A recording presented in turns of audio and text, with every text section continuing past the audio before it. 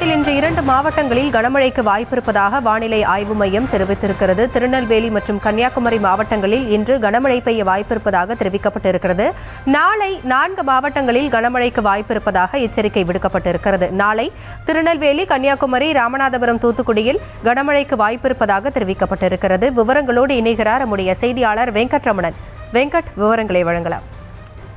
வணக்கம். தமிழக தென்பகுதியில் மேல் நிலவக்கூடிய வளிமண்டல மேலடுக்கு சுழற்சி காரணமாக 2 நாட்களுக்கு கனமழைக்கான எச்சரிக்கை என்பது விடுக்கப்பட்டிருக்கிறது.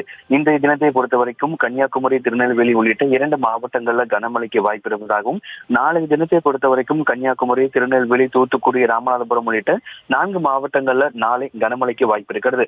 சென்னையை பொறுத்த வரைக்குமே மாலை மற்றும் இரவு நேரங்களில் 2 நாட்களுக்கு லேசானது முதல் மிதமான மழைக்கு வாய்ப்பு இருப்பதாக கூறப்பட்டிருக்கக்கூடிய அதே நேரத்தில் சென்னையில மதியம் நேரத்தில் வெயிலுடைய தாக்கம் என்பது சற்றே அதிகமாக இருக்கக்கூடும், பதிவாகக்கூடும் என்கிற தகவலும் தெரிவிக்கப்பட்டிருக்கிறது.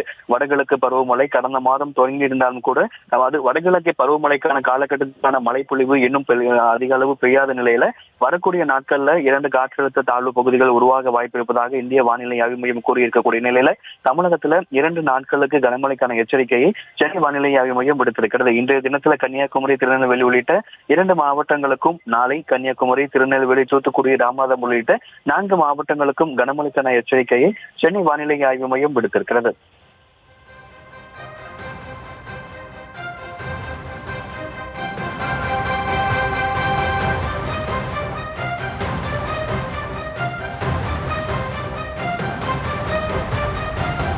விவரங்களுக்கு நன்றி வெங்கட்ரமணன்.